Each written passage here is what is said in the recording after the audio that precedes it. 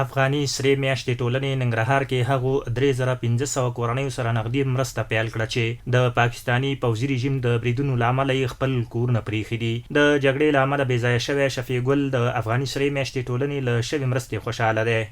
زمونږ دا 15-14 ورځې کېږي چې زمونږ دا جنگ پاکستان سره د افغانستان راغلی دی. مونږ سونه کورونه بې ځایه شوي وو، څوک په خیمو کې پراته وي وروره، څوک په یو ځای پراته وي، څوک په بل ځای پراته وي.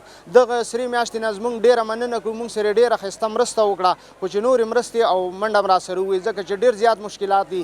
د جګړې یو بل بې ځایه شوی سبحان الله دغه راز ورسره په بېلابېلو برخو کې د نورو مرستو غوښتنه کوي.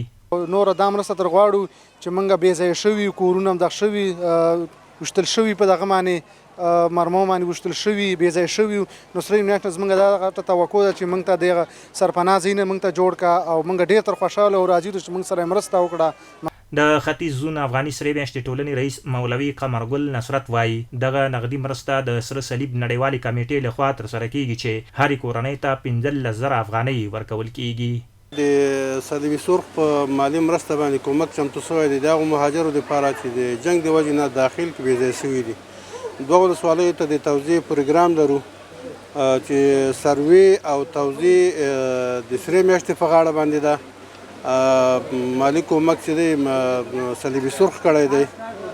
یوه د اچين ولسوالي ده چې 1,900 کورنیو ته هلته موږ توزیع لرو او په غني خېلو کې هم 1,900 کورنیو ته موږ توزیع لرو چې هرې کورنۍ ته 15,000 افغانۍ ورکول کیږي.